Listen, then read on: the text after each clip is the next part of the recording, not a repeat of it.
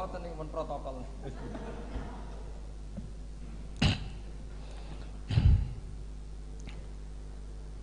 Assalamualaikum warahmatullahi wabarakatuh.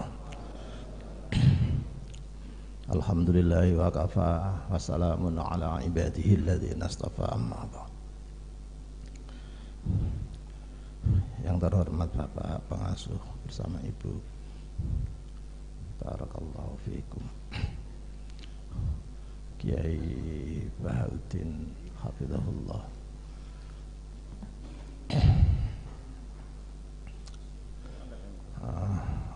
Ibu bapak sekalian yang kami hormati. Tadi baru saya ditelepon suruh mendampingi Kiai Bah. Wah gak iso aku ngaji ning Kiai Bah gelem. Tapi nek ngomong ya jelas gak nutut aku. Bainas sama wa sumber minyak. Nek bainas sumur kecetek Gus kurang menjero maneh tembang. Mas-mas yang di tepi ireng wis bosen mendengarkan saya bicara adabul alim ini. Tahun 2003 itu sudah diterjemah oleh Mas Lukman, santri tepi ireng, dan saya sendiri yang beri judul Menjadi Bener dan Pinter tahun 2003.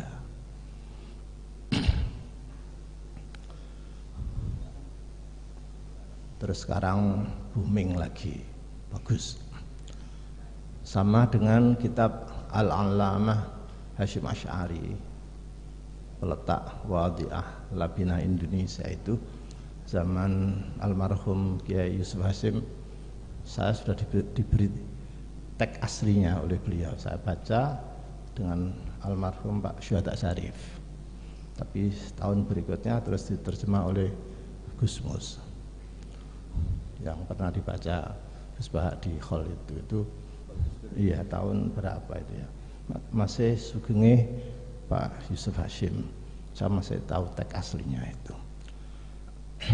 Nah, juga ketika sebuah tesis di Australia menggugat bahwa kitab Adabul Alim itu plagiat, Hadratus Syekh dituduh sebagai plagiat, menjiplak karya Tazkiratus Sami milik Badruddin Ibnu Jamaah. Jadi kitab Adabul Alim ini menjadi skripsi sekian banyak, menjadi tesis sekian banyak, sudah menjadi disertasi sekian banyak dengan berbagai sisi kajian. Bahkan di Pascasarjana saya juga membimbing ini sebagian. Maka ada baiknya kalau kita itu melacak semua karya ilmiah yang membedah Adabul Alim ini dari perspektif teoritis yang ditulis di akademik. Ada berapa skripsi, ada berapa tesis, dan ada berapa disertasi. Tapi pada umumnya mempunyai langgam yang sama antara Tazkiratus Sami wal Mutakallim fi Adabil Alim wal Muta'allim, tulisan Badruddin Ibnu Jamaah. Saya sampaikan kepada mereka, kawan-kawan Pak Ahli sudah mencocokkan. Memang ada yang plek ngambil di situ, dan ada yang berapa yang banyak yang enggak. Dan ketika kajian di sini termasuk dengan para kiai-kiai, Pak Syukron Makmun dan lain-lain, saya sampaikan Kiai Hasyim itu dikritik, Hadratnya dikritik, dianggap plagiat. Ini sudah berkembang di internasional. Mohon maaf, para narasumber tidak ada yang jawab. Akhirnya tak jawab dewe kan. Enggak ada yang jawab. Bahwa Tazkiratus Sami wal Mutakallim tulisan Badruddin Ibnu Jamaah memang ya. Saya lebih memandang ini bukan plagiat tapi tawafuk. Tawafuk itu ada tawafuk itu ada, tapi Hadratus saya lebih meluas lagi dengan bahasan itu. Bahkan Kiai Aziz Masyuri Katanya aku duwe sarai, Tadkiratus Sami. Mau saya parani kedaulan kabundut itu. Mau kami lacak. Lalu saya menjawab kepada dunia yang menuduh Hadratus Syekh sebagai plagiat baik dari Australia maupun dari luar, dan sekarang alhamdulillah sudah tidak ada kata-kata yang sinis seperti itu, dan saya bisa buktikan. Sama dengan pendahulunya Imamuna Az-Zarnuji, walaupun ta'lim ini Thariqut Ta'allum, dari belasan bab, 12 bab itu sesungguhnya bukan Thariqut Ta'allum. Yang Thariqut Ta'allum cuma satu bab, yang lainnya itu adab semua. Makanya Hadratus Syekh tidak menulis thariqahnya di sini, tapi yang ditulis itu adab, attitude di sini.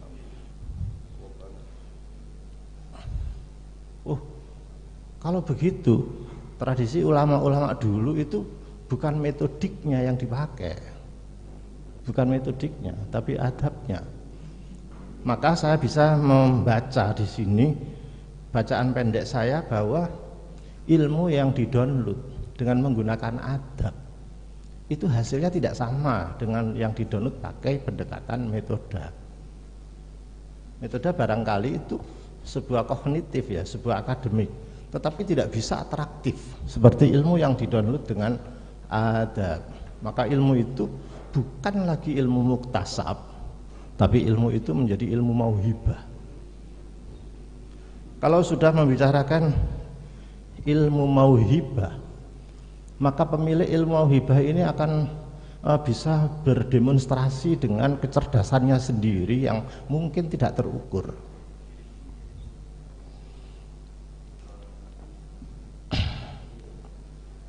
Saya ambil contoh satu aja.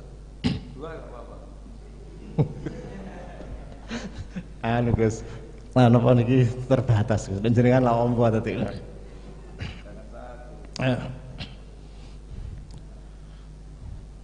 Tentang ilmu ini, kenapa Al-Quran merujuk ahli ilmu tidak mengatakan begini, fas'alu ahlal ilmi in kuntum la ta'lamun, tapi fas'alu ahlal dzikr in kuntum la ta'lamun. Seharusnya kalau akademik ya fas'alu ahlal ilmi lah, bukan ahlal dzikr. Jadi apa diferennya di sini, ada perbedaan. Orang berilmu yang stagnan belum tentu mempunyai pola zikir dan belum tentu disebar kepada orang lain, belum tentu sadar bahwa dirinya itu berilmu yang harus punya amanah untuk disebarkan.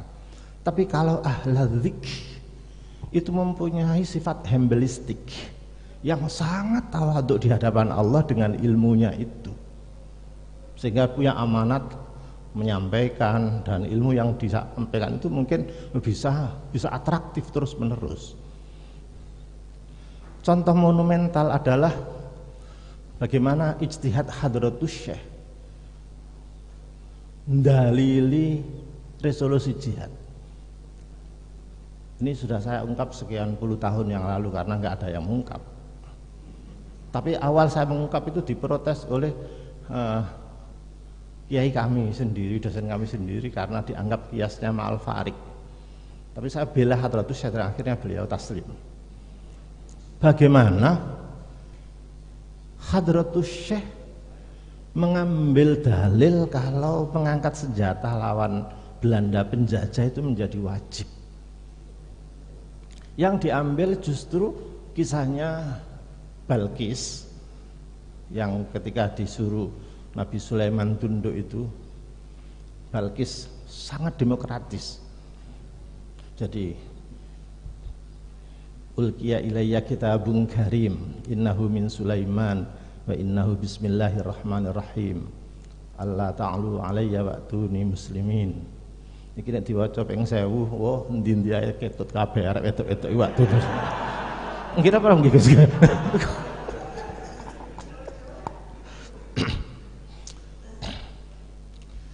Bayangkan, sudah digambarkan bagaimana demokratisnya Balkis. Cobalah Ayyuhal mala aftuni fi amri. Coba. Perbedaan mala itu penggede istana, penggede. Kalau kaum ya kaum itu masyarakat umum. Makanya di mala. Bagaimana seorang ratu demokrasi itu? Aftuni fi amri ma kuntu qati'atan amra hatta tashhaduni. Ojo nang kok didukani kari Gus Pak. Ana khatae soalnya. Dan model-model ngono ku akeh kan itu buang kok. Akhir demi kofiah kan ada kan. Nah, yang namanya malak ya sudah gini-gini kasih hadiah. Subhanallah.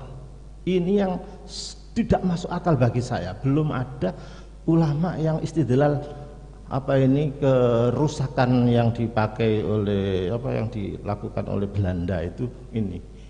Innal muluk idza dakhalu qaryatan afsaduha wa ja'alu a'izzata ahliha adillah. Ketika saya menyampaikan ini, Balkis itu menuduh Sulaiman itu muluk itu akan menjajah begini. Afsaduha wa ja'alu a'izzata ahliha adillah wa kadzalika yaf'alun. Saya digugat oleh guru kami. Kalau begitu kan kiasnya ma'al farik. Bagaimana Sulaiman yang muslim dipadakno karo Belanda yang penjajah. Ngapunten yai, kira-kira begini.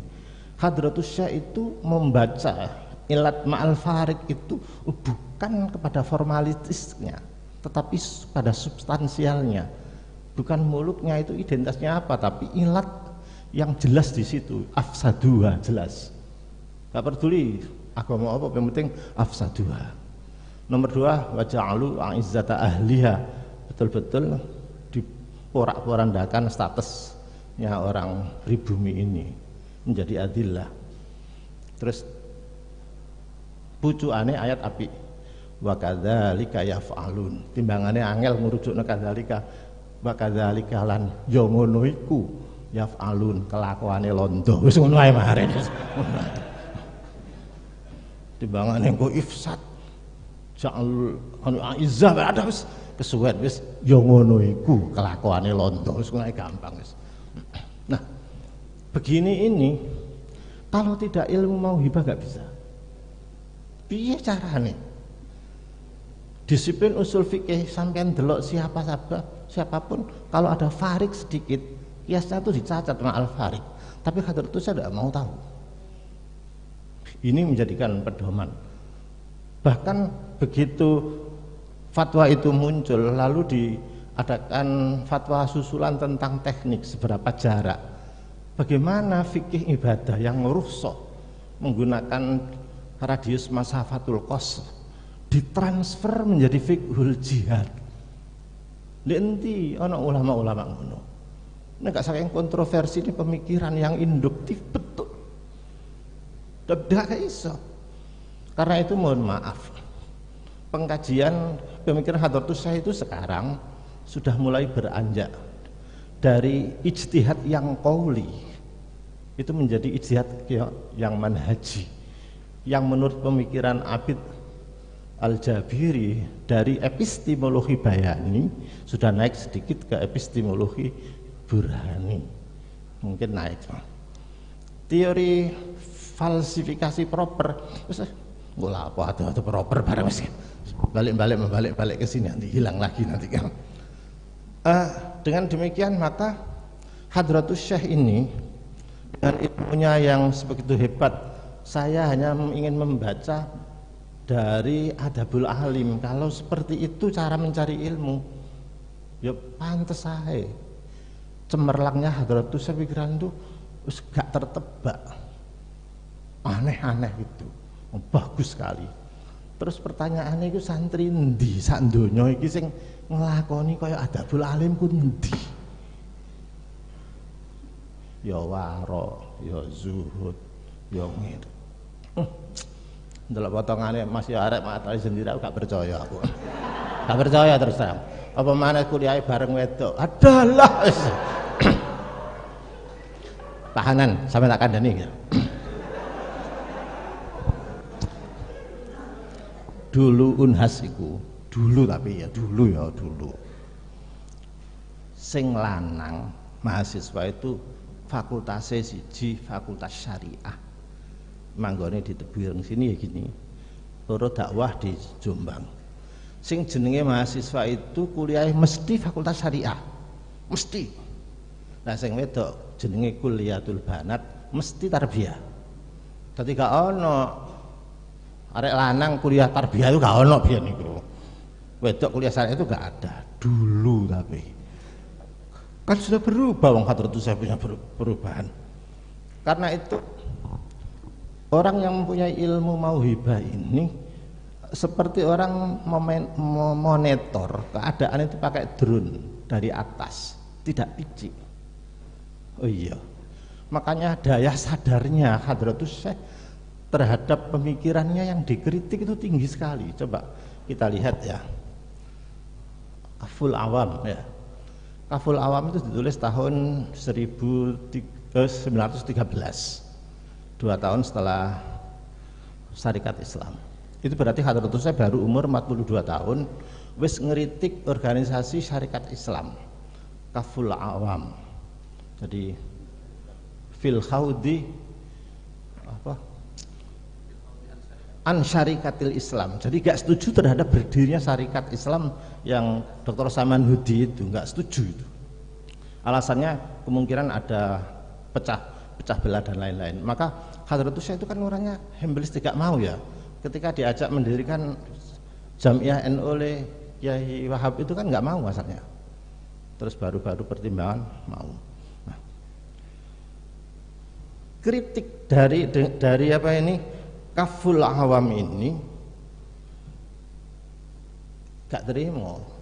Syekh Khotib, nggak salah, Syekh Muhammad Khotib Al-Minangkabawi ya, orang Minangkabau yang masih saudaranya pendiri Syarikat Islam Saman Hudi ini menulis kitab balik namanya Tanbihul Anam Firrati ala Risalati Kafil Awam Anil Haudi fi Syarikatil Islam. Hadratus Syekh mungkin si enom ya, si idealis gitu, rong diwaca Syekh Khotib, dijawab, diwaca sini lagi, Hadratus Syekh taslim, ya saya sependapat dengan gurunya itu.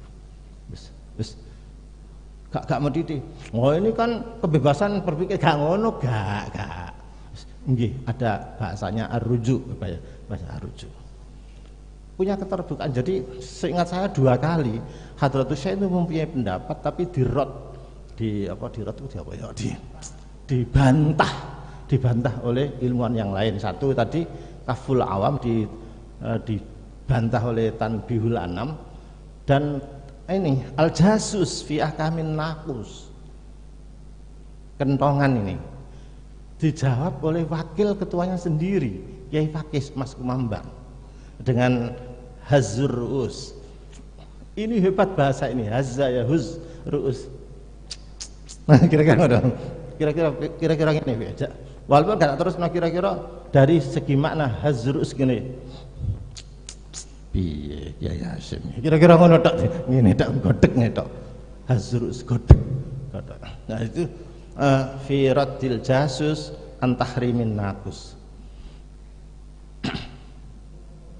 Ketika Hadratus Syekh menerima jawaban ini pada musyawarah para kiai, itu dibacakan, ini Kyai Fakih sudah menjawab seperti ini dan silahkan itu pendapat. Jadi terbuka sekali Hadratus Syekh itu. Tidak pernah ngotot mengatakan dirinya itu benar, paling apik. Ya, itulah ketawaduannya, benar, bagus. Dari mana hal-hal seperti itu? Kayaknya.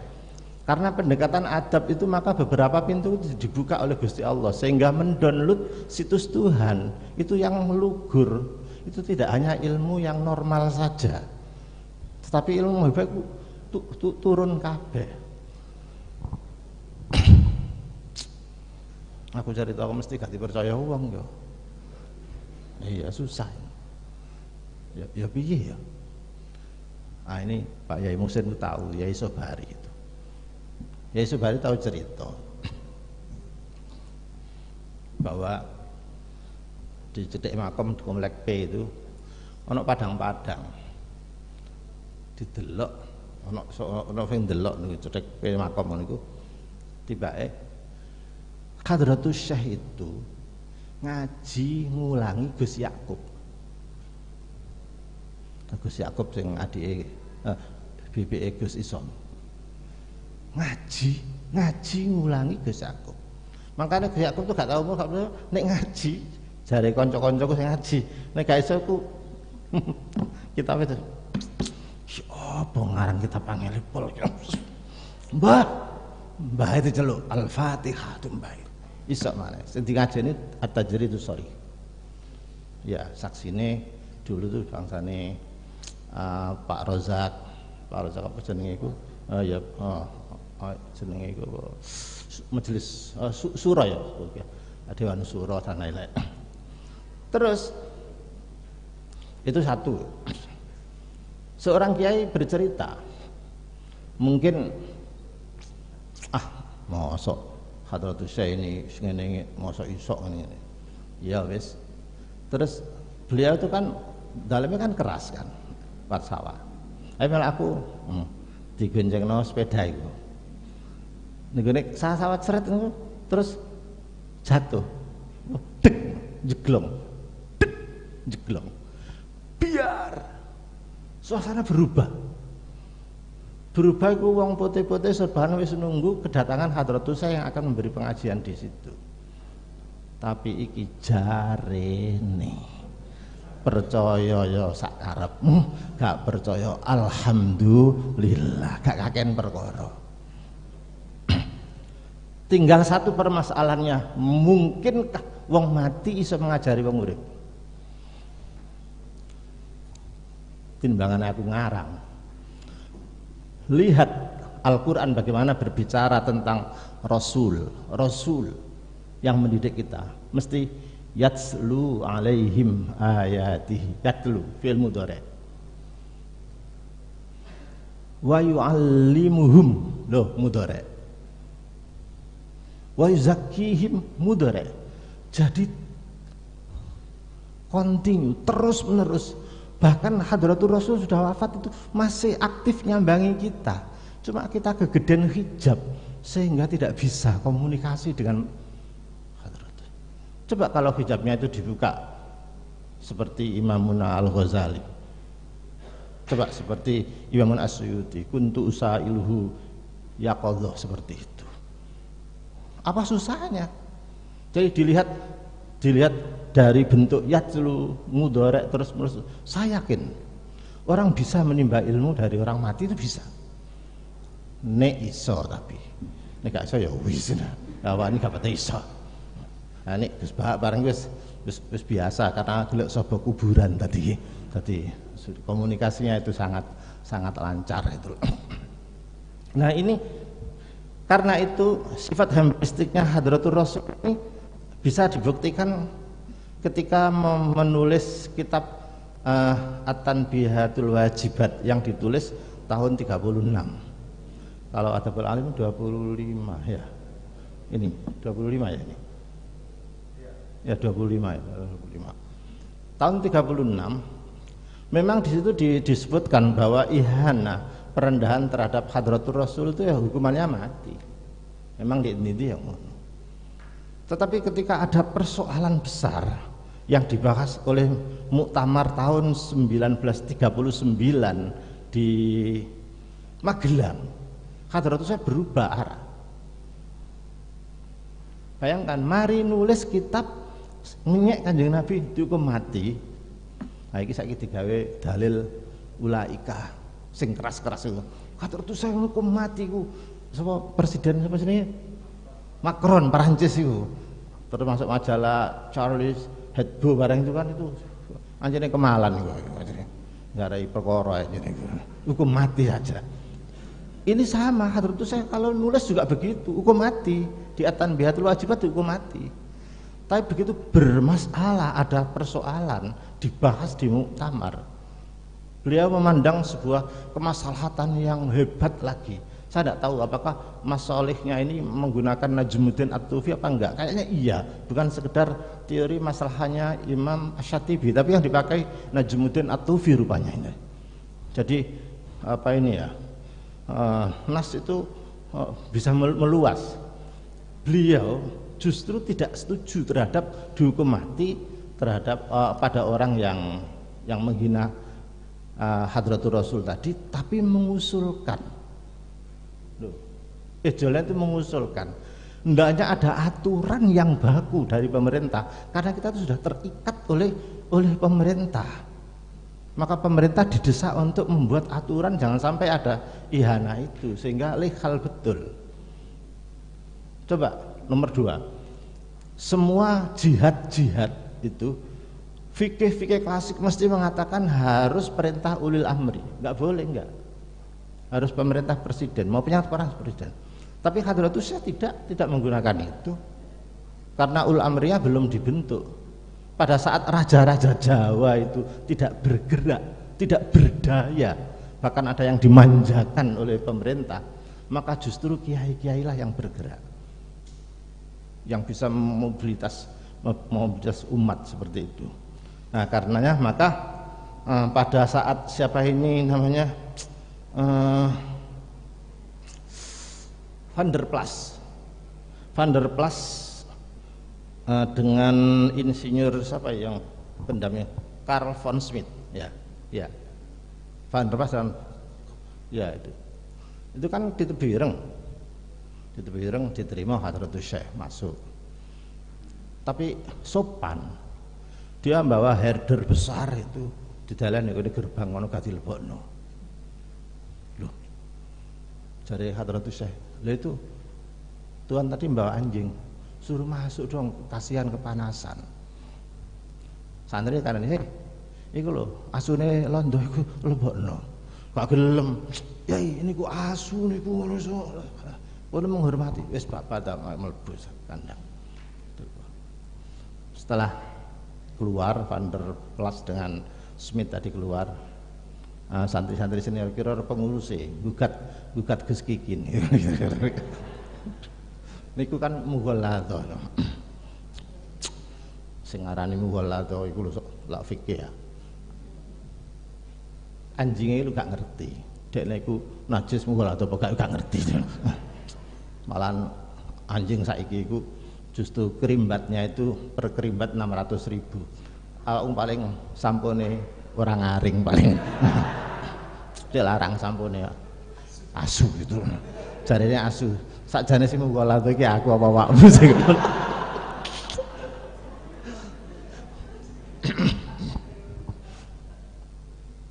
Begitu berani menyampaikan pendapat ke Hadratus Syekh. Iya. Kalau najisnya anjing di sini itu gampang dibasuh wis kan apa-apa. Tetapi dengan keakraban bisa begini-begini itu mahal sekali. Jadi Hadratus Syekh mampu menyederhanakan masalah yang fikih oriented, yang bisa diselesaikan sekejap itu dengan universalisme maqasid atau masalah yang umum tadi. Matahari itu maunya ke sana, ahlinya itu ke sana itu loh. Ya saya kira cukup, pada mau cukup.